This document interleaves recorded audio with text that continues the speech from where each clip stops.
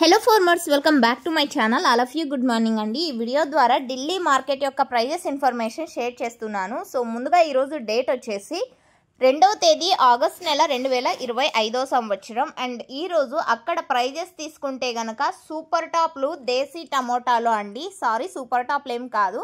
So prices వచ్చేసి 1000 రూపాయలు and 1100 and 1150 రూపాయలు నడుస్తున్నాయండి. క్వాలిటీని బట్టి ప్రైజెస్ ఉన్నాయి. అండ్ మన నుంచి వెళ్ళినటువంటి దేశీ టమోటాలు హైయెస్ట్ ప్రైస్ వచ్చేసి 1150 రూపాయలు అండి.